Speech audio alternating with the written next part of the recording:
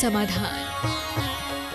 प्रवर्तक प्रखर वक्ता परम पूज्य 108 मुनिवर श्री प्रमाण सागर जी महाराज की, परम पूज्य 108 मुनिवर श्री विराट सागर जी महाराज की, उपस्थित धर्म श्रद्धालु सज्जनों, माताओं एवं बहनों, मध्य प्रदेश के बड़वानी जिला अंतर्गत प्रकृति की सुरम्य वातावरण के मध्य अवस्थित 52 गजा चूलगिरी सी क्षेत्र के पावन परिसर में आयोजित आज के संघ का समाधान के कार्यक्रम में यहां उपस्थित श्रद्धालु जन तथा देश और विदेश के विभिन्न स्थानों से पधारे उपस्थित श्रद्धालु जन तथा उन सभी दर्शकों और श्रोताओं का जो आज यहाँ के आयोजित संघ का समाधान के कार्यक्रम का सीधा प्रसारण घर बैठे देख रहे हैं, आनंद ले रहे हैं। पारस चैनल, जिनवाणी चैनल एवं प्रमाणिक ऐप के माध्यम से मैं उन सबों का 52 गजा चूलगिरी सी क्षेत्र ट्रस्ट कमेटी एवं चतुर्मास धर्म प्रभावना समिति की ओर से हार्दिक हार्दिक अभिनंदन करता हूं। बंधुओं, मैं आपको लिए चलूं संघ का समाधान की ओर। आज हमारे बीच गुणायतन के ट्रस्टी के रूप में विशिष्ट अतिथि श्री अजीत जी शशि जी सेठी काकुड़गाछी कोलकाता यहाँ उपस्थित हैं। मैं उन्हें आमंत्रित कर रहा हूं कि पधारें और गुरुवर से आशीर्वाद ग्रहण करें और उनके सम्मान के लिए मैं आमंत्रित कर रहा हूं गुणायतन के ट्रस्टी श्री जय कुमार जी, सुलोचना जी काला, जेके मसाला कोलकाता। आ जाइए। अजीत जी इसके साथ उनकी माता श्री भी साथ में आएंगी और उनके सम्मान में हमारे श्री जय कुमार जी, सुलोचना जी काला, जेके मसाला, गुणायतन ट्रस्टी कोलकाता। बंधु जोरदार करतल ध्वनि से अभिनंदन कर दीजिए। कृपया सीधा ये सम्मान कीजिए। चलिए बंधु, सम्मान क्रम चल रहा है। गुरु चरणों के अनन्य भक्त हैं और गुणायतन से ट्रस्टी के रूप में जुड़े हुए हैं। इनकी पावन भावना का हम उदारता से सम्मान करते हैं। हमारे श्री जय कुमार जी और सुलोचना जी काला, जेके मसाला, गुणायतन ट्रस्टी ये भी हैं। इन्होंने सम्मान किया हमारे अजीत जी सजी जी सेठी काकुड़गाछी कोलकाता का जो गुणायतन ट्रस्टी हैं। जोरदार अभिनंदन। चलिए बंधु, चलिए आइए। और बंधु, मैं आपको लिए चलूं संघ का समाधान की ओर। इसके पूर्व रोज की तरह हम लोग सर्वप्रथम पूज्य गुरुदेव के मंगल में आशीर्वाद से अपने को अभिषेक करेंगे। बोलिएगा मेरे साथ, नमोस्तु गुरुदेव, नमोस्तु गुरुदेव, नमोस्तु गुरुदेव। बोलिए प्रमाण सागर जी महाराज की। और आज के प्रथम प्रश्न के लिए मैं आमंत्रित कर रहा हूं श्रीमती माला सोनी बड़नगर, गुणायतन ट्रस्टी, विशुद्ध वर्धनी महिला मंडल की ओर से। और वो महिला मंडल अपने सामने खड़े हो जाए। और उसके बाद तैयार रहेंगी श्रीमती जया गोधा बड़नगर, विशुद्ध वर्धनी महिला मंडल। गुरुदेव के चरणों में बड़नगर से विशुद्ध महिला मंडल का सत नमन, सत नमन। नमोस्तु गुरुदेव, नमोस्तु गुरुदेव, नमोस्तु गुरुदेव। महिला मंडल में आपसी आत्मीयता टिकी रहे, विचारों में निर्मलता बनी रहे, व्यवहार में शुद्धि बरकरार रहे। ऐसी विवेक बुद्धि हम कैसे जागृत करें कि रचनात्मक व सकारात्मक कार्यों के प्रति मेंबर आगे आकर अपनी एकता का परिचय दे। इसके लिए आपका मार्गदर्शन चाहिए गुरुदेव।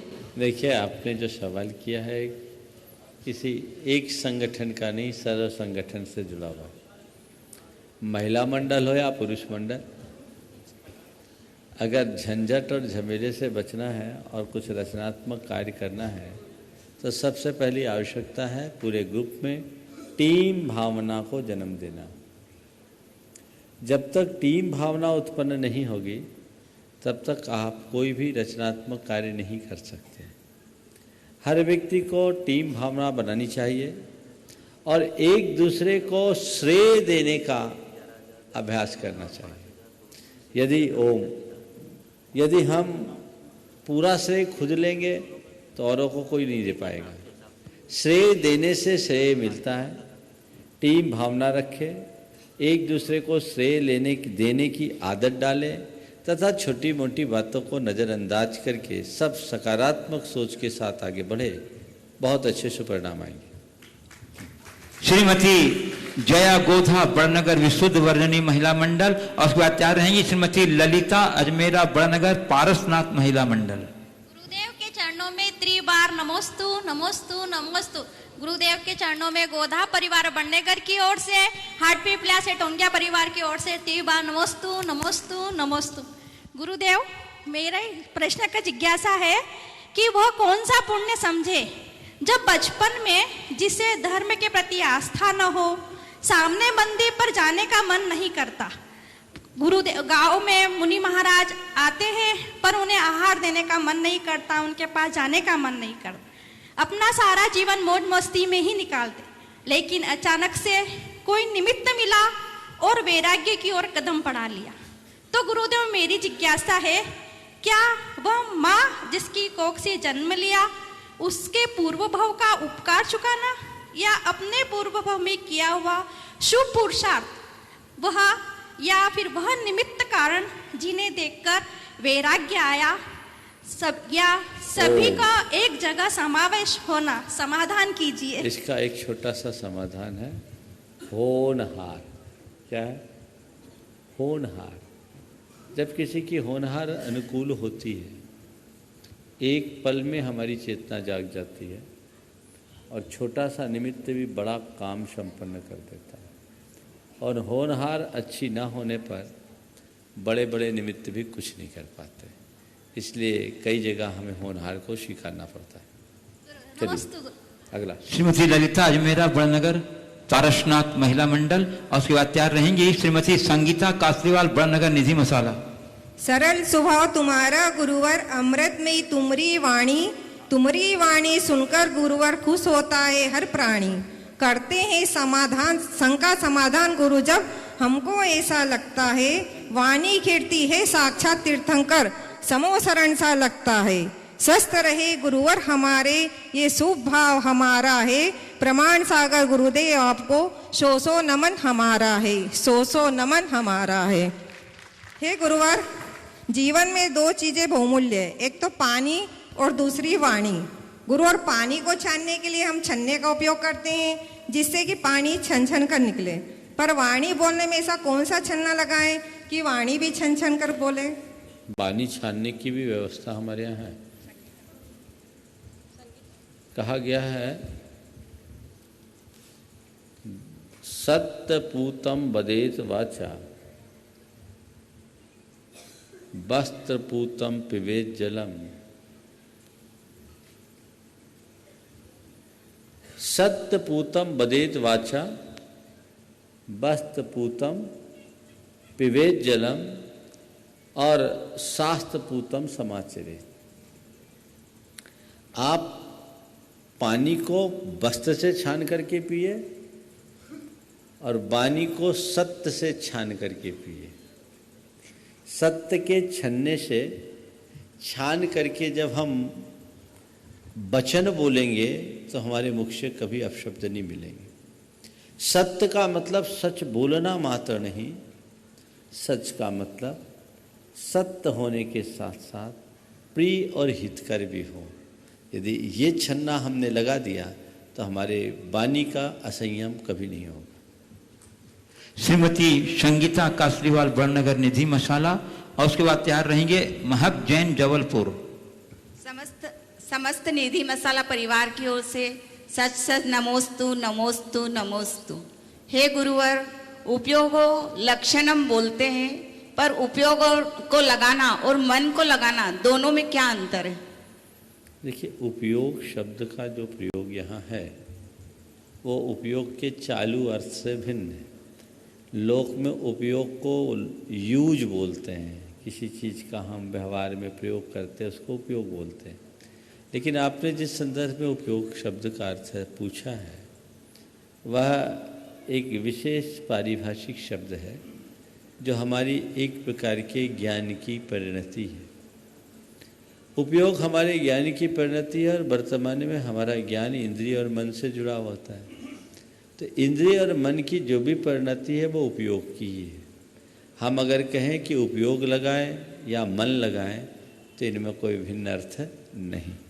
नमोस्तु। बंधुओं, श्री सुभाष जी जैन साहिबाबाद से जो पधारे हैं गुणायतन ट्रस्टी, मैं उनसे अनुरोध करता हूं कि कृपया मंच पर स्थान रखें। श्री सुभाष जी जैन गुणायतन ट्रस्टी साहिबाबाद, और महक जैन जबलपुर, उसके बाद तैयार रहेंगे पलक जैन ईशागढ़। आगे बोलिए। महक जैन नहीं है, पलक जैन ईशागढ़। चलिए बोलिए बोलिए, जो है अपना नाम बोलो। मेरा नाम महक जैन है, मैं राज्य में जबलपुर से आई हूँ। बोलो। मुझे पूछना है, जैसे पढ़ाई करते टाइम कभी कभी नकारात्मक विचार आ जाते हैं, कभी ध्यान हट जाता है, तो क्या करना चाहिए? देखिए, स्वाभाविक है, पढ़ाई के समय में ऐसी चीज़ें आती है, उस घड़ी में अपने मन को वापस डाइवर्ट करने की कोशिश करना चाहिए। पढ़ाई करते समय जब ध्यान इधर उधर भटकने लगे तो अपने मन को कहो कि ये पढ़ाई मेरे लिए ज़रूरी है, इतना काम मुझे करना है, उसके बाद ही मुझे कुछ और करना है। यदि बार बार मन के साथ ये बातें जोड़ेंगे तो मन नहीं भटकेगा। प्रायः लोगों का ध्यान कब बढ़ता है? जब वो किसी और चीज़ से जुड़ जाते हैं।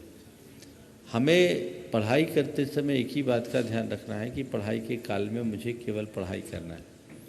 हमने 2 घंटे की पढ़ाई के लिए अपना टाइम तय किया है, तो 2 घंटे मुझे पढ़ाई करना है। मन न लगे तो मन से कहो तुम्हारी अभी सुनेंगे नहीं। उस समय संकल्प ले लो कि इतना टॉपिक पूरा करने के बाद ही उठेंगे, और उठेंगे नहीं, अपनी सीटिंग को फिक्स कर लो और दूसरा काम नहीं करेंगे, ये अंदर से पक्का कर लो तो मन अपने आप लग जाए। पलक जैन ईशागढ़, उसके बाद तैयार रहेंगे संजय जैन ईशागढ़। जल्दी गुरुवर के चरणों में 3 बार नमोस्तु नमोस्तु नमोस्तु। गुरुवर, मेरा प्रश्न ये है कि हमें पाठशाला में पढ़ाई करनी चाहिए, लेकिन हमारे यहाँ पाठशाला नहीं है, तो हम क्या करें? घर भर के लोगों को प्रेरणा दो, गांव के लोगों को प्रेरणा दो, पाठशाला खुले। नमोस्तु महाराज। संजय जैन ईशागढ़, उसके बाद तैयार रहेंगी शशि प्रभा गुरहा खुरई। 3 बार नमोस्तु नमोस्तु नमोस्तु। समाज के प्रति मेरी क्या कर्तव्य है, मुझे थोड़ा समझाइए। समाज के प्रति व्यक्ति के क्या कर्तव्य, ये सवाल अनेक बार आया है, अनेक बार मैंने बताया। एक ही बात कहूँगा, समाज के प्रति कर्तव्य यही सबसे पहला कर्तव्य अपना समझना चाहिए। देखिए, आपने प्रश्न दूसरा लिख के दिया है, पूछा दूसरा है, बैठ जाइए, पेनाल्टी और लगेगी अभी, है, गड़बड़ नहीं किया करो। हाँ, ये सब सवाल कई बार आए। सवाल जिनसे भी पूछना है वो वही, जो जिन्हें भी पूछना है वो वही पूछे जो सबके लिए उपयोगी हो। सवाल ऐसा पूछो कि सुनने वाले को लगे क्या सवाल पूछा है, ऐसा न लगे क्या पूछा है। समझ गए ना?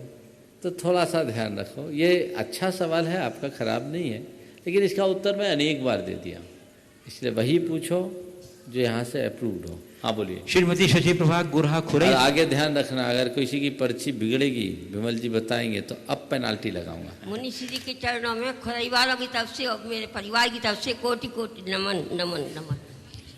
नमोस्तु महाराज जी, नमोस्तु नमोस्तु। महाराज जी, मेरी शंका है, ये जीवन कर्ज की तरह है और इसको हम निभाना हमारा फर्ज है, तो इस कर्ज और फर्ज को कैसे निभाएं जिससे हमारा जीवन सुखी बने? जीवन कर्ज की तरह है और निभाना फर्ज है, तो कर्ज और फर्ज को कैसे निभाएं कि जीवन सुखी बने? देखो, कर्ज के साथ जीने वाला 7 जन्म में दरिद्र बना रहता है, और कर्ज को कर्ज मानकर उसे चुकाना जो अपना फर्ज मानता है वो हर जीवन में समृद्धि पाता है। तो आपने पूछा है इस कर्ज को चुकाने का फर्ज हम कैसे पूरा करें। हर पल कर्ज को एक बोझ की तरह देखो और अपने सारे सुखों को त्याग कर पहले कर्ज चुकाने का प्रयास करो। जो लोग कर्जदार होते हैं और ईमानदार होते हैं, वे जब कर्ज में दबे रहते हैं, जब तक उनके सिर का कर्ज का बोझ नहीं उतरता तब तक उनको चैन नहीं होता। हमने ऐसे भी लोगों के बारे में सुना है जिनने नमक के साथ रोटी खाई है, लेकिन पहला प्रयास कर्ज उतारने का है। क्यों? हमेशा कर्ज दिखता था। तो हमने जीवन में जो कर्ज धारण किया है, ये अनेक जन्मों के पुण्य का कर्ज है। तो जो कर्ज हम लेकर आए हैं उसे हम उतार करके जाएं, पाप बढ़ा कर न जाएं, पुण्य कमा करके जाएं, और ये तभी होगा जब हम अपने सुख भोग का परित्याग करेंगे। श्री मनीष जैन, मोनिका जैन बुढ़ार गुणायतन ट्रस्टी, और उसके बाद तैयार रहेंगे कुमारी दिया जैन बुढ़ार। नमोस्तु नमोस्तु नमोस्तु महाराज जी। महाराज जी, किसी के कटुक शब्द सुनकर भी शांत रहना बहुत बड़ी निर्जरा का कारण है। इसको हम कैसे अपने जीवन शैली में शामिल करें? देखिए, ये बहुत बड़ी हकीकत है। और एक ही बात, इस विश्वास को अपने अंदर जमाओ। आपने अपने जीवन में अनुभव किया होगा, जहाँ हमें लाभ दिखता है वहाँ कड़वी बात भी पचा लेते हैं। बोलो, होता है कि नहीं? अरे भैया, यहाँ बोलने में नुकसान है, चुपचाप हो जाओ, हंस के टाल दो। होता है। कोई कटु बात बोल दिया, किसी अधिकारी से आपको अपना काम बनाना है, अधिकारी ने आपके ऊपर अपना रौब झाड़ दिया, तभी ठीक है सर, ठीक है सर, ठीक है सर बोलते हो कि नहीं बोलते? तुम लोग दुकान में ग्राहक आता है, ग्राहक माथा चाटता है, उल्टा पुल्टा बोल भी देता है, हाँ हाँ ठीक है ठीक है ठीक है, बोलते हो कि नहीं बोलते हो? क्या हो गया? कटु वचन सुने, फिर भी तुमने उसे सहन कर लिया, मुस्कुराहट के साथ सहन किया। क्यों? सहने में लाभ है। ये समझ है ना? सहने में लाभ है, प्रतिवाद करने में नुकसान, ये समझ तुम्हारे मन में है। तो सहन करने में लाभ, प्रतिवाद करने में नुकसान, ये समझ तुम्हारे पास है। इसका परिणाम ये निकला कि कितनी कड़वी बात बोल दी गई तो भी मन को कुछ नहीं हुआ। तो क्या सूत्र निकला? जहाँ लाभ दिखता है वहाँ सहन शक्ति अपने आप विकसित हो जाती है। बस किसी के कटु वचन सुनने में कर्म निर्जरा का लाभ देखने लगो, तुम्हारी सहन शक्ति बढ़ेगी, सहजता बढ़ेगी और निर्जरा के अधिकारी बन जाओगे। ठीक है, ये कड़वे वचन बोला है नहीं, मेरा बोझ उतारा है, मुझे फायदा हुआ है, मेरे कर्म कटे हैं, ये सोच अपने अंदर विकसित करो। भौतिक लाभ मनुष्य को बहुत सहजता से दिख जाता है, पारमार्थिक लाभ के प्रति उसकी दृष्टि बहुत कम जाती है। संत कहते हैं भौतिक लाभ तो बहुत स्थूल है, असल लाभ पारमार्थिक लाभ है, इसलिए पारमार्थिक लाभ के प्रति अपनी दृष्टि रखनी चाहिए। कुमारी दिया जैन बुढ़ार और उसके बाद तैयार रहेंगे श्री सुभाष जी जैन, यूनाइटेड ट्रस्टी साहिबाबाद। नमोस्तु महाराज जी। महाराज जी, मेरा ये प्रश्न है कि माता पिता अपने बच्चों को पूर्णतः संस्कारित बनाते हैं, उन्हें शिक्षित दीक्षित करते हैं, तो हम उन्हें अपना 100% कैसे दे सकते हैं महाराज जी? बहुत अच्छा सवाल है। माँ बाप बच्चों को संस्कारित करते हैं तो बच्चे अपना 100% कैसे दें? हमारे यहाँ एक बहुत अच्छा शब्द आता है, सूत्र है तत्वार सूत्र का, परस्परोपग्रहो जीवाना। उसमें बताया कि गुरु शिष्य को मार्ग बता के उसका उपकार करते हैं। गुरु ने हमें मार्ग दिया, हम पर उनका अनंत उपकार, लेकिन हम गुरु पर हम क्या उपकार कर सकते हैं? गुरु ने हम पर उपकार किया, क्या किया? उनने हमें मार्ग दिया, तो गुरु ने मार्ग दिया, ये हम पर उपकार है, ये तो जाहिर है। पर हम गुरु को क्या उपकार कर सकते हैं? तो कहा गुरु ने जो मार्ग दिया उस पर चल करके दिखा दो, गुरु का गौरव बढ़ा दो, यही उपकार है। समझ गए? माँ बाप ने तुम्हारे लिए अच्छे संस्कार दिए, पाल पोस करके बड़ा किया, ये तुम्हारे माँ बाप का तुम पर उपकार है। तुम उसकी कसौटी पर खरे उतरो और अपने संस्कारों के बल पर जीवन को बुलंदियों पर पहुंचा दो, ये तुम्हारा माँ बाप के प्रति उपकार है। समझ गए?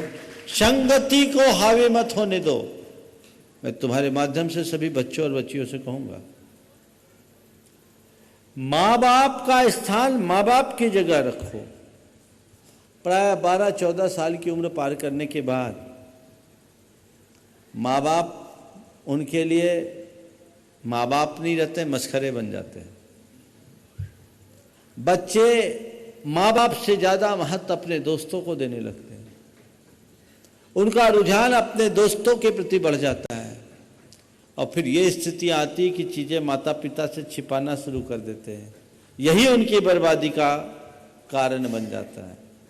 बच्चे को अपने जीवन की आखिरी सांस तक सोचना चाहिए, माता पिता से बड़ा मेरा कोई दूसरा बेलविशर नहीं है और उनको हम स्वीकार करें।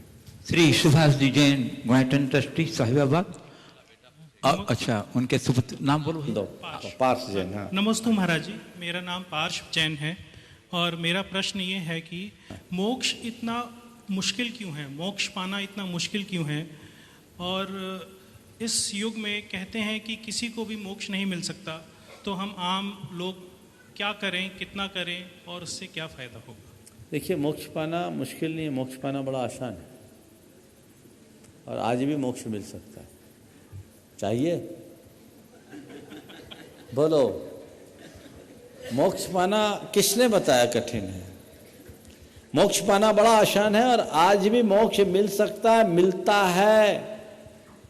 अभी भी चाहो तो मिल जाएगा। मोक्ष का मतलब क्या? छुटकारा। छुटकारा पाना कहीं कठिन नहीं है, केवल बंधन को छोड़ना ही तो मोक्ष है। हमने किसी चीज को पकड़ लिया, अब ये पेन मैं पकड़ा हूं, तो जब तक मेरी मुट्ठी बंद होगी ये पेन मेरे हाथ से कैसे निकलेगा? पेन को छोड़ना है तो ऐसे कर। एक आदमी बीड़ी पीने का आदी था, गुरुदेव से कहा, गुरुदेव बीड़ी पीने का आदी हूं, बीड़ी नहीं छूटती, मैं क्या करूं? गुरुदेव ने कहा, बीड़ी छोड़ना बहुत सरल है। बोले क्या है? बोले बीड़ी कैसे पकड़ते हो? उसने पकड़ करके बताया, ऐसे पकड़ता हूं। ऐसे ही नहीं पकड़ते हो? तो उसने पकड़ के बताया, 2 उंगलियों के बीच ऐसे पकड़ते हैं। बीड़ी कैसे पकड़ते? बोले ऐसे पकड़ते हैं। गुरुदेव ने कहा, कुछ नहीं करना, ऐसे कर दो। अब ऐसे को ऐसे करना है, ऐसे को ऐसे करना, अब ये कठिन कहां है? समझ गए? ध्यान रखना, मोक्ष का मतलब क्या है? मोक्ष का मतलब है छुटकारा। आज संसार से मोक्ष तुम्हें भले न मिले,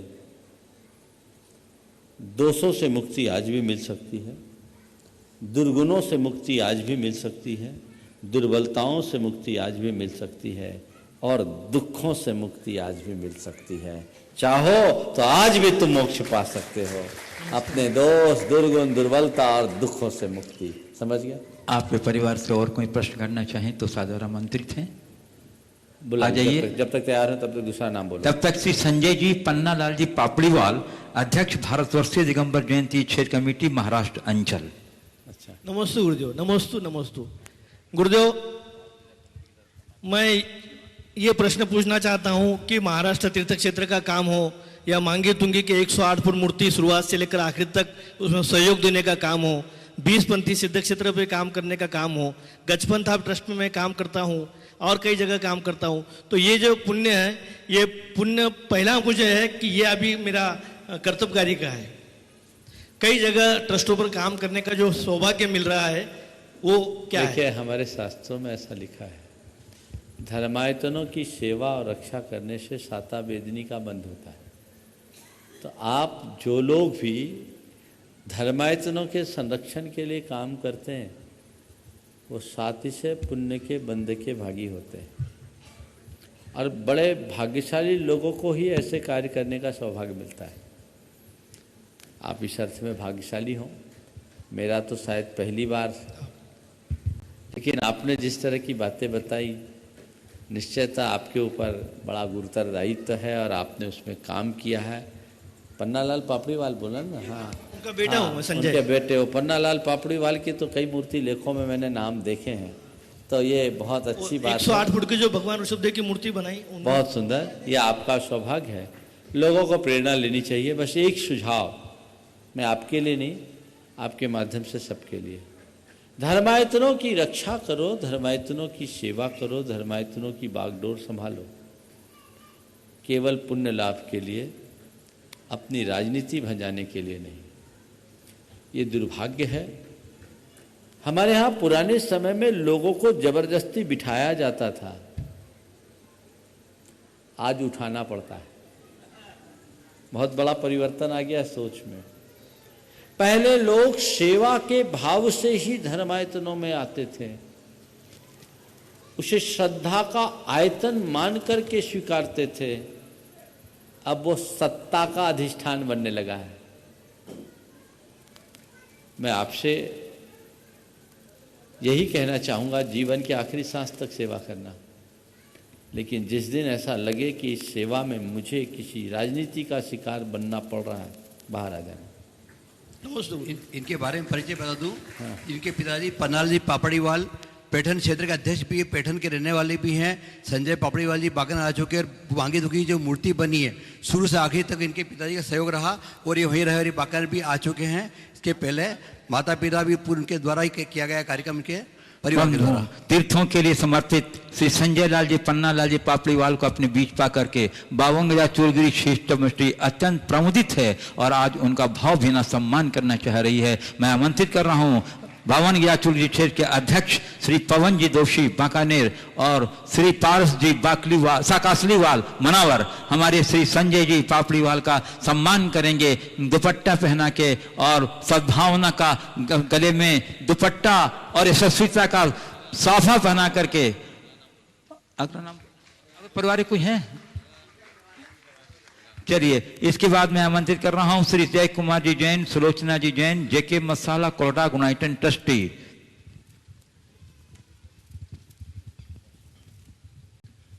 ओ मिश्री जैसे गुरु जी प्रमाण, सागर के बोल मिश्री जैसे, अमृतवाणी ऐसे जैसे अंबर से रस बरसे, और अपने प्रश्नों का उत्तर सुन सबका मन हंसे, इसके आगे न कोई नाप और तोल मिश्री जैसे। मैं जेके जैन, कलकत्ता जेके मसाला। महाराज जी, ये क्वेश्चन हमारी बहू का है, रूबी काला का। उन्होंने किसी किताब में ही पढ़ा था कि मंदिर में पुजारी द्रव्य लगाकर थालियां सजा देता है, हम लोग जाते हैं और थालियों को उठाकर और पूजा पाठ करते हैं और घर चले जाते हैं, तो क्या निर्माल्य का दोष लगता है क्या? निर्माल्य का दोष तो इसे नहीं कहेंगे, पर प्रमाद का दोष जरूर कहेंगे। क्योंकि मंदिर में पुजारी जो द्रव्य लगाता है वो आप लोगों के द्वारा अर्पित द्रव्य को ही लगाता है। और हमारे यहाँ देश भर में प्रायः ऐसी व्यवस्था है कि लोग मंदिरों में पुछारा देते हैं, दान भी देते हैं। तो दान देते हैं, पुछारा देते हैं, मंदिर के पूजा पाठ के लिए ही देते हैं। तो आपके द्वारा वो उस व्यवस्था के लिए वहाँ अर्पित किया गया है, इसलिए मंदिर के द्रव्य से पूजन करने को हम निर्माल्य नहीं कहेंगे। हाँ, लेकिन 100 रुपया का द्रव्य चढ़ाओ और 50 रुपया दान में दो तो ये निर्माल्य हो जाएगा। एक बात आप सबसे मैं कहना चाहूँगा इस प्रसंग में, जो लोग मंदिरों में नित्य पूजन करते हैं उन्हें एक बात सोचना चाहिए। आप 1 घंटे तक मंदिर में पूजन कर रहे हैं, पुण्य लाभ ले रहे हैं। इस 1 घंटे में मंदिर की द्रव्य सामग्री का उपयोग कर रहे हैं, मंदिर के बर्तन आदि उपकरणों का प्रयोग कर रहे हैं, मंदिर की जगह का प्रयोग कर रहे हैं, वहाँ की बिजली पानी का प्रयोग कर रहे हैं। थोड़ा कैलकुलेशन करना, 1 घंटे का 1 महीने का किराया कितना होगा? तुम डेली 4 पूजा करते हो, उसकी द्रव्य सामग्री की लागत क्या होगी? बोलो भाई मसाला वाले। लागत तो होगी महाराज। कितनी होगी? कम से कम 100 रुपया रोज। कम से कम 100 रुपया तो चढ़ाना ही चाहिए महाराज। 100 रुपया रोज कम से कम। अब 100 रुपया रोज तो महीने में 3000, साल में 36,000 एक आदमी का, अभी पूरे घर का नहीं। हंसो नहीं, समझो गंभीरता से। ये 36,000 जो देने ना दान नहीं है, ये तो किराया है।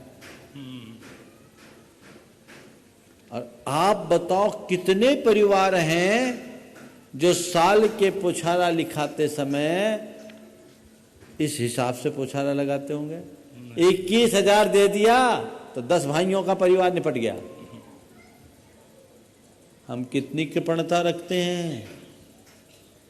भगवान के आगे कृपणता रखोगे तो जिंदगी भर दरिद्र बने रहोगे, और भगवान के दरबार में उदार बनोगे तो तुम्हारी किस्मत बुलंदियां छुएगी। ये सूत्र रखो। इसलिए मैं इनके माध्यम से आप सबसे कहता हूं, पहला प्रयास अपनी बुद्धि से रोज, जैसे है तो 100 का नोट मुझे डालना है तो डालना ही है, लेकिन तुम लोग हो ना, तुम लोगों की दशा बड़ी खराब है।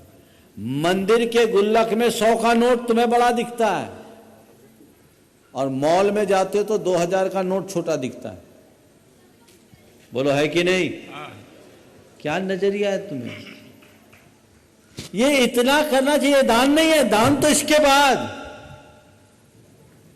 अगर ऐसा करने लगे तो किसी मंदिर में किसी भी प्रकार के रख रखाव के लिए किसी द्रव्य की कमी नहीं होगी और तुम्हारा भी भंडार हमेशा को बना रहेगा। एक बात। दूसरी बात, मैंने कहा प्रमाद।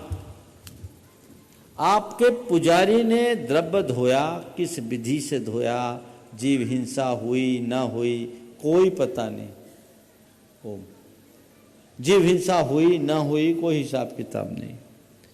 वो विवेक से किया अविवेक से किया कोई पता नहीं। मुझे याद है जब मैं ब्रह्मचारी था, हम लोग बहुत कम पूजा किए। क्यों? हमारे पास परिग्रह था ही नहीं। एक जोड़ी कपड़ा तन पर था, दूसरा तार पर सूखता रहता था, जेब में 1 रुपया रखते नहीं थे। तो हमारी चर्या ब्रह्मचारी अवस्था में भी मुनियों की तरह थी। एक भुक्ति करते थे, हम प्रतिक्रमण करते, तीनों टाइम सामायिक करते, 24 भगवान की स्तुतियाँ करते, भक्तियाँ करते, पाठ करते। तो हम लोग पास उतना समय नहीं रहता था, फिर भी पूजन करते थे जब समय मिल जाए, जितना समय मिल जाए। आहार जी की बात है। एक रोज मैं पूजा कर रहा था तो पूजा में चावल में मुझे तिरुला मिल गया मरा हुआ। मुझे घोर ग्लानि हुई। भगवान की पूजा जिस द्रव्य से कर रहे हैं उसमें एक मृत जीव का कलेवर दिख रहा है, तो बड़ी ग्लानि हुई। मैंने पूजा का विसर्जन किया, गुरुदेव के चरणों में गया, बोले आज ऐसा ऐसा हो गया। गुरुदेव ने कहा ये श्रावकों का प्रमाद है, पुजारियों के हाथ से करोगे तो प्रासुकता कहाँ रहेगी। फिर दूसरी बात उनने मुझसे कही, भैया द्रव्य पूजा तो द्रव्य वालों की है, तुम्हारे पास द्रव्य ही नहीं तो द्रव्य पूजा किसकी करोगे। तुम अपनी भावों से भगवान की पूजा श्रद्धा भक्ति प्रकट कर लिया करो। ठीक है, मेरे पास जब द्रव्य है ही नहीं तो मैं द्रव्य क्या चढ़ाऊं। मेरे पास द्रव्य मेरे वचन है, मेरे उद्गार है, वो मैं प्रकट करता हूँ। तो फिर ये तो बात हमारी थी। ये उदाहरण मैंने आप लोगों को जिस संदर्भ में दिया वो समझिए कि जब कभी ऐसी बात हो, आप कोशिश करो अपनी निगरानी में द्रव्य धोने की, अपने हाथों से। महिलाएं प्रायः अपना द्रव्य खुद धोती है, पुरुषों में प्रमाद ज्यादा है। दे देती है ना, तो चलो कम से कम वो धो दे तो अपेक्षाकृत पुजारी से तो अच्छा रहेगा। लेकिन अपने हाथ से द्रव्य धो और द्रव्य धोने को भी अपनी एक पूजा मानो। पन्ना पलटने का नाम पूजन नहीं है, गुणों का अनुराग रखते हुए गुणाराधन का नाम पूजन है। ये अगर समझ हो तो बहुत फर्क पड़ेगा। इसलिए मैं आप सबसे सलाह दूंगा, खुद अपने हाथ से यथासंभव द्रव्य धोने की कोशिश करें। हाँ, सामूहिक आयोजनों में ये शक्य नहीं है, लेकिन जितना शक्य है उतना जरूर करें। महाराज जी, हम लोग रोज डेली शांति धारा करते हैं और किसी न किसी जिसका नंबर होता है उसको स्वधर्म इंद्र बनाकर मुकुट माला पहनाकर उसके बारे में 2 शब्द बोलकर तालियां बजाते हैं। तो भगवान के सामने उसका ऐसे अभिनंदन कर कर तालियां बजाना उचित है क्या महाराज जी? देखिए, भगवान के सामने इस तरह का सत्कार उचित नहीं। व्यक्तिगत गुणगान नहीं होना चाहिए। हाँ, चूंकि वो इंद्र बना है तो उसे इंद्र की वेशभूषा में पहनाना बात अलग है, ये तो एक औपचारिक क्रिया है, पर उसका गुणगान करना, तालियां बजाना ये उचित नहीं। नमस्ते महाराज जी, मैं सुलोचना काला कोलकाता से जेके मसाला। महाराज जी, पूरा काला परिवार की ओर से, मेरी ओर से आपको नमस्ते नमस्ते महाराज जी। उसे बुलंद रखने के लिए क्या करना चाहिए? 2 सवाल। कसाई क्यों उत्पन्न होती है? उम्मीद वक्त का सबसे बड़ा सहारा है, उसे किस तरह कायम रखना चाहिए। देखिए, कषाय तो हमारे अंदर के संस्कार और निमित्त पड़ते ही उभर जाते हैं। जो मनुष्य निमित्तों से जितना अधिक प्रभावित होता है उसकी कसाय उतनी भड़कती है। कोशिश करें अपने आप को निमित्तों से बचाने की। और आपने कहा उम्मीद हमारे वक्त का सबसे बड़ा सहारा है। उम्मीद रखिए, और वो रख सकते हैं जो आशावादी होते हैं। जिनके अंदर आशा नहीं होती उनकी उम्मीदें छीन हो जाती हैं। हालांकि कुछ जगह उम्मीद रखना ठीक है, पर सबसे उम्मीदें बांधने वाले कभी सुखी नहीं। नमस्ते महाराज जी, नमस्ते। श्रीमती शशि सेठी कोलकाता, उसके बाद तैयार रहेंगी श्रीमती ममता सेठी कोलकाता। हाँ, श्रीमती शशि जी सेठी धर्मपत्नी श्री अजीत जी सेठी यूनाइटेड ट्रस्टी, और उन्हीं के साथ में श्रीमती ममता सेठी, श्रीमती सीमा सेठी कोलकाता। नमोस्तु महाराज जी, नमोस्तु महाराज जी। पूरे सेठी परिवार की ओर से आपको बारंबार नमोस्तु नमोस्तु नमोस्तु। महाराज जी, जब हम लोग शिखर जी के दर्शन करते हैं टोकों के, तो सब टोकों में एक जैसे भाव होते हैं और एक जैसी भगवान भी एक जैसे ही होते हैं, तो सब टोकों के दर्शन के फल अलग अलग क्यों मिलते हैं? देखिए, सब टोकों में एक जैसे भाव, एक जैसे दर्शन, सब जगह के फल अलग अलग क्यों? देखिए, टोंक आज हमें एक जैसे दिख रहे हैं, हमारे भाव एक जैसे हैं, लेकिन जिस टोंक में जितने अधिक मुनि राजों का निर्वाण हुआ, जितनी अधिक तपस्या वहाँ हुई, उसके अनुसार उसके फलाफल का संबंध जोड़ा गया। तो उस धरती की उतनी पवित्रता और पूज्यता को बल दे करके ये कहा गया, क्योंकि ये 24 तीर्थंकरों की निर्वाण में असंख्य वर्ष बीत गए। एक कोड़ा कोड़ी सागर के काल में वहाँ अलग अलग टोंकों से निर्वाण हुआ। तो जिस टोंक में जितनी ज़्यादा मुनियों को निर्वाण की प्राप्ति हुई है, वो टोंक उतना पवित्र और पूज्य माना जाता है, और उसका फल भी हमें उतना अधिक मिलता है। श्रीमती ममता जी सेठी, कर्ता वाले सब एक जगह एकत्रित हो जाएं, सब खड़े हो जाएं। श्रीमती शशि सेठी, श्रीमती ममता सेठी करोटा, उसके बाद श्रीमती सीमा सेठी करोटा। पुरुष वर्ग भी जो कलकत्ता से जितने भी लोग आए हैं सब एक साथ खड़े हो जाएं। मैं नाम बुला रहा हूँ, अपना प्रश्न पूछते जाएंगे। हाँ है। चलिए श्रीमती ममता सेठी। ओम नमोस्तु माया से, नमोस्तु नमोस्तु। मेरी यह शंका है कि संसार रूपी समुद्र को कैसे सीमित कर सकते हैं और इंसान संतोष कैसे धारण कर सकता है? संसार समुद्र को कैसे सीमित कर सकते हैं और इंसान संतोष कैसे धारण कर सकता है? देखिए, संसार समुद्र को सुखाना है तो एक ही रास्ता है, अपने भीतर रत्नत्रय धारण कर लो। संसार कब सिमटेगा कोई पता नहीं, और संतोष लाने के लिए मन में संयम लाओ।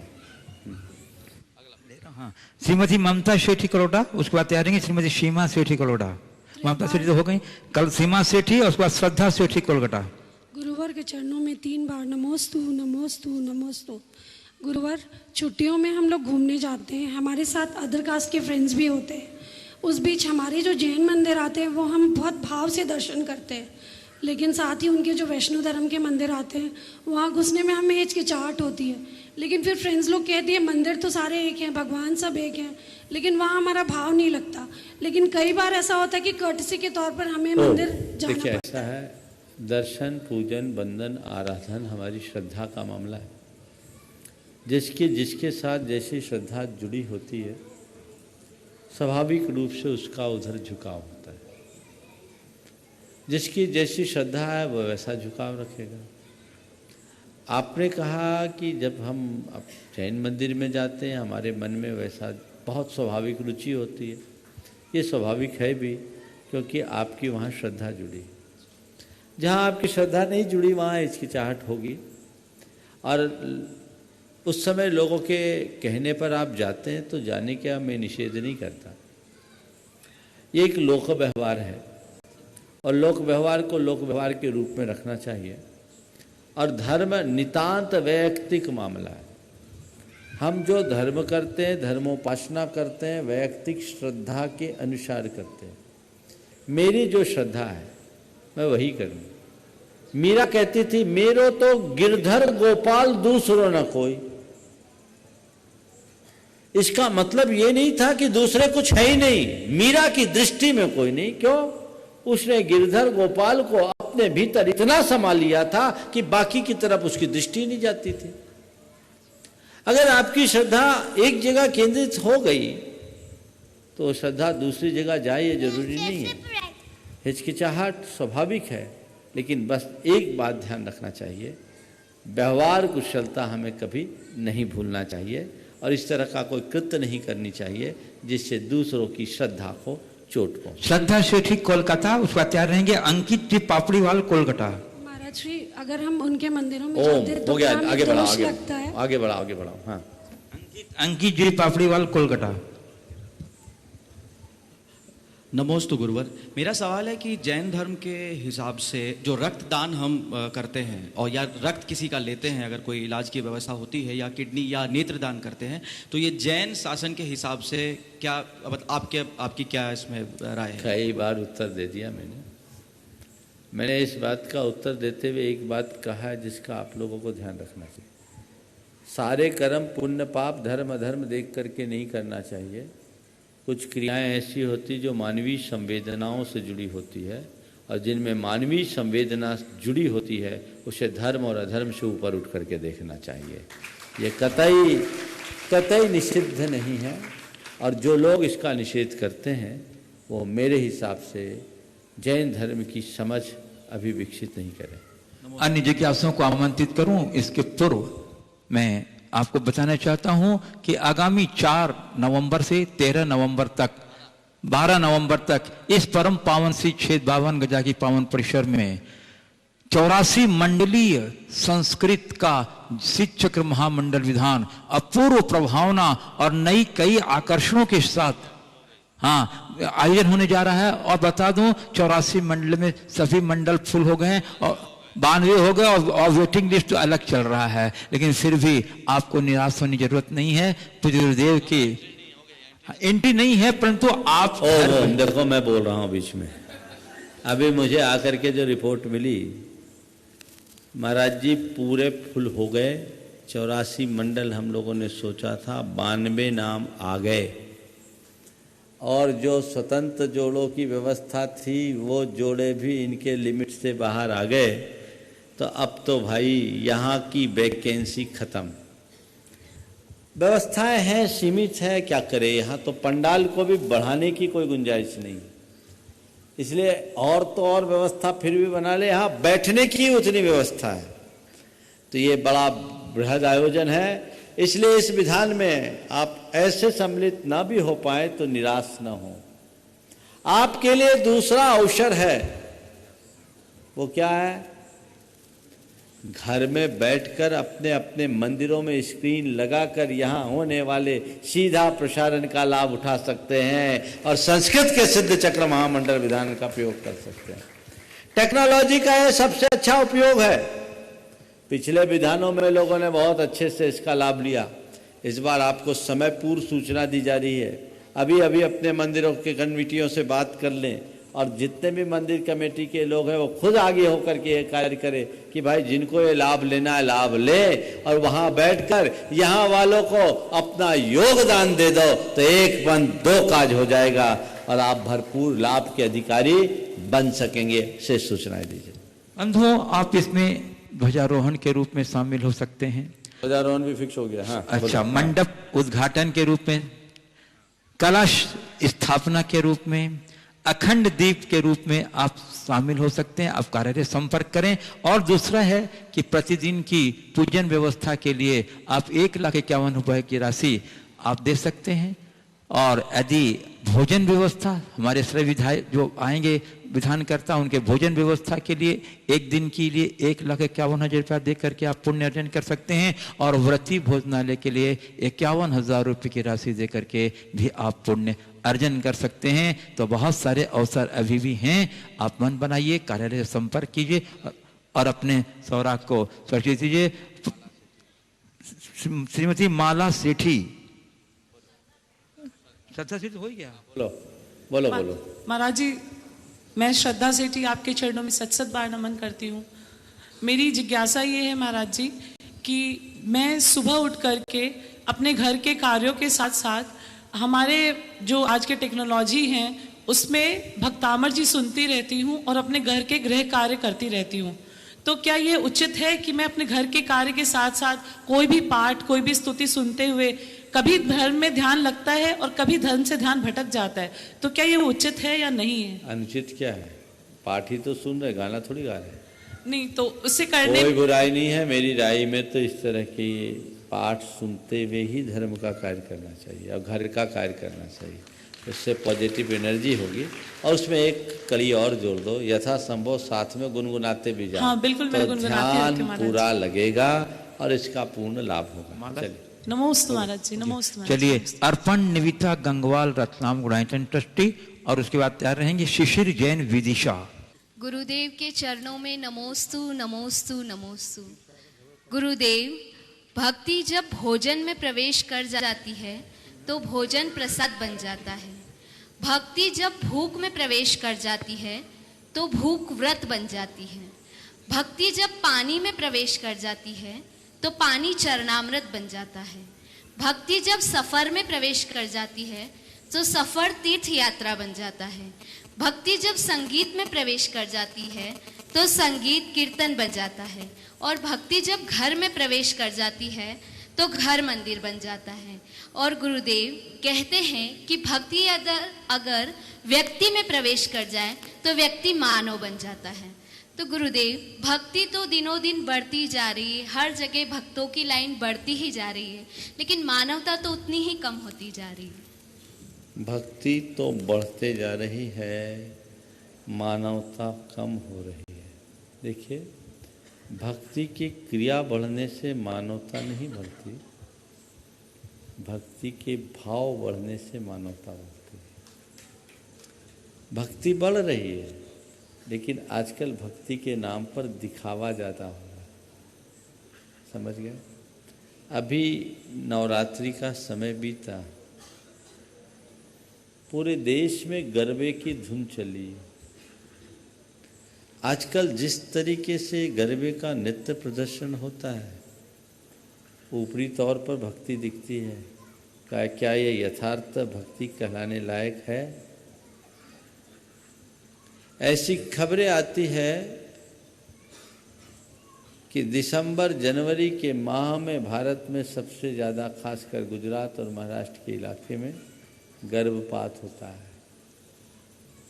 और लोग उसे इस गरबे से भी जोड़कर देखते हैं। ये रिपोर्ट कई बार छपी, प्रकाशित हुई है। ये किस बात का प्रमाण है? जब हम किसी भी क्रिया के केवल बाहरी स्वरूप को धार करके बैठ जाते हैं, उसका मौलिक स्वरूप हमारे हाथ से निकल जाता है, तब ऐसे दुष्परिणाम सामने आने लगते हैं। नमोस्तु गुरुदेव, नमोस्तु। शिशिर जैन विदिशा। करैया वाला परिवार विदिशा की ओर से महाराज श्री के चरणों में त्रिबार नमोस्तु। और उसके बाद अभिषेक सिंघाना, आज उनका जन्म तिथि है। बोलो। महाराज जी कहते उपलब्धि और आलोचना एक दूसरे के मित्र होते। उपलब्धि बढ़ेगी तो निश्चित ही हमारी आलोचना बढ़ती है, ऐसा क्यों है? बिल्कुल ठीक है। या दिया जलेगा तो धुआं तो उड़ेगा ना, स्वाभाविक है। बिना धुआं उड़े दिया नहीं चल सकता। गाड़ी चलेगी तो धूल तो उड़ेगी, धूल उड़े बिना गाड़ी चल नहीं सकती। इसलिए हमें आलोचनाओं से घबराना नहीं चाहिए, अपने लक्ष्य को रखकर उपलब्धियों को बुलंदी तक पहुंचाने की कोशिश करनी चाहिए। आलोचना से सीख ले, आलोचना से घबराए नहीं। अभिषेक सिंघाना, जिनकी आज जन्म तिथि भी है, एक बार अभिनंदन कर दीजिए हमारे अभिषेक। मेरे आराध्य और उसके बाद तैयार रहेंगे श्री एनएल जैन छावड़ा, जयपुर, कोषाध्यक्ष गुणायतन। मेरे आराध्य गुरुवर, आपके श्री चरणों में बारंबार नमोस्तु। गुरुवर, तन की भूख तनक सी, 3 पाव या शेर, मन की भूख अपार है, चाहे मिले सुमेर। गुरुवर, जब भी हमारे मन को अच्छा लगा, पाने के लिए मचल गए, यह भी नहीं सोचा कि इसे पाने योग्य पुण्य हमारे पास है भी या नहीं, और जब चाहा हुआ नहीं मिला और दूसरों को दोषी ठहराया, तो गुरुवर, आती हुई इस इच्छा की श्रृंखला को कैसे रोके ताकि वक्त आने से पहले अपने आप को मजबूत व सख्त बना पाए? जब चाहा वो नहीं मिला, मन में असंतोष होने लगा, तो आती हुई इस इच्छा को कैसे रोके जबकि अपने आप को मजबूत और सख्त बना पाए? देखिए, बात ऐसी है, मनुष्य जब तक मन के पीछे भागेगा कभी सुखी नहीं होगा। ऐसे व्यक्ति को अपने मन को मोड़ने की कोशिश करनी चाहिए। मन में चाहते अनंत है, पर हमें ये देखना भी जरूरी है कि हमारी अनुकूलताएं क्या है। जीवन के यथार्थ को समझने वाले व्यक्ति के मन में ऐसा कुछ नहीं होता। चाह का भाव होना और चाह की दाह होना, इसमें बड़ा अंतर है। मैं कुछ अच्छा पाऊं, ये चाह उतना बुरा नहीं है, लेकिन उसके पीछे पागल हो जाऊं, इससे बुरा कुछ नहीं। जो जीवन के यथार्थ को समझते हैं वे चाहते हैं, पर परिणाम अनुकूल न मिलने पर तटस्थ रहते हैं। अपने अंदर ऐसी तटस्थता लाएंगे तो कभी ऐसी दुविधाएं नहीं होगी। नमस्ते गुरु। श्री NL जैन छावड़ा, जयपुर कोषाध्यक्ष। उसके बाद हमारे सहारनपुर की जो दलाई है वो तैयार रहेंगे अपने स्थान पर। परम पूज्यवर सादर नमन। महाराज श्री, मैंने पढ़ा है कि शब्द भी एक ध्वनि है, और जब ध्वनि उतर जाती है वो तरंग के रूप से रह जाती है। तो मेरी शंका ये है कि निशब्द मौन भी क्या एक शब्द का रूप है? देखिए, शब्द ध्वनि है, ध्वनि की अपनी तरंगे है, उसका प्रभाव पड़ता है। जैन शास्त्रों के अनुसार शब्द की गति इतनी तीव्र होती है कि 2 समय में लोक के एक छोर से दूसरे छोर पर पहुंच जाती है। इतनी तेज गति शब्द की होती है। आपने पूछा शब्द से परे निशब्द मौन में भी कोई तरंग होती है। मौन की अपनी एक शक्ति होती है, वह मौन अंतरंग की तरंग है। मौन, मन के मौन होने पर जो तरंग प्रकट होती है वो हमारी चेतना को पूरी तरह परिष्कृत और आलोकित करती है। सहारनपुर सिख धारे, जहाँ की मुनि श्री वीर सागर जी, विशाल सागर जी, धवल सागर जी चातुर्मास हैं, उनकी प्रेरणा से आए हैं। और इसके बाद तैयार रहेंगे यश सेठी बड़वानी। सवाल नहीं है? चलो बैठ जाओ। ओम बैठो बैठो। सवाल है किसी का? हमारा श्री नहीं, क्वेश्चन है एक हमारा। चलिए बोलो। एक जन आपसे ये जानना चाह रहे थे कि मंदिर में द्रव्य चढ़ाने की समय सीमा के बारे में भी थोड़ा रास्ते में चर्चा हो रही थी कि द्रव्य कितने बजे तक चढ़ाएं और घंटा कितने बजे तक बजाएं। देखिए, द्रव्य पौ फटने के बाद चढ़ाना चाहिए और सूर्यास्त के पहले तक आप चढ़ा सकते हैं, और घंटा भी दिन अस्त होने के बाद नहीं बजाना चाहिए। कारण दिन अस्त, बस एक ही दिन अस्त होने के बाद घंटा बजाने से पक्षियों की नींद डिस्टर्ब होती है। वो एकदम घंटा की टन सी आवाज़ आती, चौंक जाते हैं। इसलिए हमारे यहाँ जैन परंपरा में रात्रि में घंटा नाद करने की परिपाटी नहीं। यह सेठी बड़वानी अभी नहीं, एक मिनट। नमोस्तु महाराज श्री, नमोस्तु नमोस्तु। इसके बाद देखना। हाँ महाराज श्री, छाता बारिश तो नहीं रोक सकता, पर बारिश में खड़े रहने का साहस अवश्य देता है। बहुत सुंदर। हाँ। गुरुदेव, आत्मविश्वास सफलता की गारंटी तो नहीं, पर संघर्ष करने की प्रेरणा जरूर देती है। बहुत सुंदर। हाँ। गुरुदेव, इस आत्मविश्वास के बीच में संयम के पानी की मात्रा कितनी हो कि कच्ची केरी सा पेड़ पे लटक के भी रहे तो पक्का आम बनने के बाद ही गिरे। बहुत अच्छा, फिर से दोहराओ नीचे की लाइन। इस आत्मविश्वास की पानी में, गुरुदेव, इस आत्मविश्वास के बीच में संयम के पानी की मात्रा क्या हो कि कच्ची केरी सा पेड़ पे लटके भी रहे तो पक्का आम बनने के बाद ही गिरे। बहुत अच्छा। इस आत्मविश्वास की बीज में संयम का पानी कैसा हो कि कच्ची केरी की तरह पेड़ से लटके भी रहे और गिरे तो पक्का आम बन करके ही गिरे। देखिए, बहुत अच्छी बात है। आपके प्रश्न का भाव बहुत सुंदर है। आत्मविश्वास और संयम, इनकी सीमा क्या होनी चाहिए? वस्तुतः संयमी आत्मविश्वासी होता है और जीवन के अंतिम समय तक अपने संयम को खोना नहीं चाहिए। आत्मविश्वास के साथ यदि मनुष्य के साथ धैर्य जुड़ जाए तो उसके संयम की सीमा टूटती नहीं। हमें धैर्य रखना चाहिए और ये समझ करके चलना चाहिए, अपक्व से पक्व होने में काल बिताना पड़ता है और समय हमें परिपक्वता देता है। जिसके अंदर ऐसी समझ हो वो धैर्य से संपन्न होगा, परिणाम उसके स्वतः प्रकट हो जाए। नमस्ते। बहुत सुंदर। अगला। हाँ चलिए, सहारनपुर से बोलिए। नमोस्तु महाराज, नमोस्तु नमोस्तु। महाराज श्री, हम जब जल की जीवानी कुएं से पानी भरते हैं, उसकी जीवानी हाथ के यहाँ तभी कर देते हैं, और उसके बाद जब हम सफ़र में यात्रा में निकले हुए हैं तो उस कुएं की जीवानी जो पानी हम छान के लेकर आए हैं तो उसकी जीवानी अब कहाँ करें हम? जब वहाँ जाओगे तो वहीं ले जाके डालना, नहीं, सुरक्षित। हम यात्रा पे निकले हुए हैं, जैसे सुरक्षित रखो। अच्छा, सुरक्षित रखिए, जब वहां जाओगे तो ले जाना। ठीक है। नमोस्तु महाराज श्री, नमोस्तु। नमोस्तु महाराज श्री। और आप अगला नाम बोलो। हाँ बोलिए। अगले प्रश्न के लिए मैं अरहंत अजमेरा बड़वानी, अरहंत अजमेरा है नहीं है, बोलिए। आइए अरहंत अजमेरा बड़वानी आ जाइए। और उसके बाद प्रवीण जी गंगवाल कोपरगांव, प्रवीण जी गंगवाल कोपरगांव। नमोस्तु महाराज जी, नमोस्तु महाराज जी, नमोस्तु महाराज जी। महाराज जी, आजकल सब लोग विचारों और संस्कारों से आज़ाद बना रहना पसंद करते हैं, पर गुरुवर हमारी सोच कैसी रखें कि हम विचारों से आज़ाद और संस्कारों से बंधे रहें? बहुत अच्छा। लोग विचारों और आचारों से संस्कार आज़ाद बनना चाहते हैं। आपने पूछा हमारी सोच कैसी हो कि हम विचारों से आज़ाद और संस्कारों से बंधे रहें। बस मैं यही कहूँगा, पेड़ और उसके ट्री गार्ड को सामने रखो। पेड़ और ट्री गार्ड को सामने रखो। ट्री गार्ड हमारे संस्कारों की सीमा है और पेड़ का परिष्कार विचारों की आज़ादी है। पेड़ ट्री गार्ड के भीतर चाहे जितना घूमे, कोई दिक्कत नहीं। दूसरा उदाहरण मैं देता हूँ। क्रिकेट खेलते हो, सारे खिलाड़ी को पूरे मैदान में दौड़ने की आज़ादी है, पर बाउंड्री से बाहर नहीं। बस हम अपने जीवन में एक सीमा रखें, संस्कारों की मर्यादा की, और उस बाउंड्री के भीतर हम चाहे जितना दौड़ लगाएं, जीवन में पूर्णता आज़ादी। श्री प्रवीण जी गंगवाल कोपरगांव। नमोस्तु गुरुदेव, नमोस्तु गुरुदेव।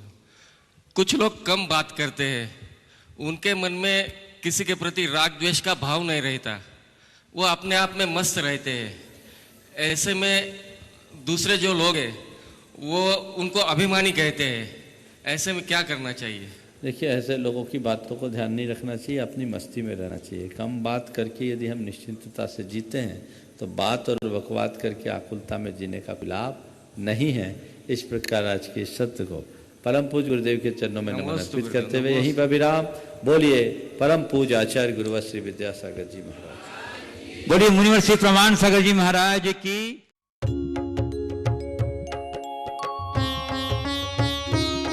शंका समाधान।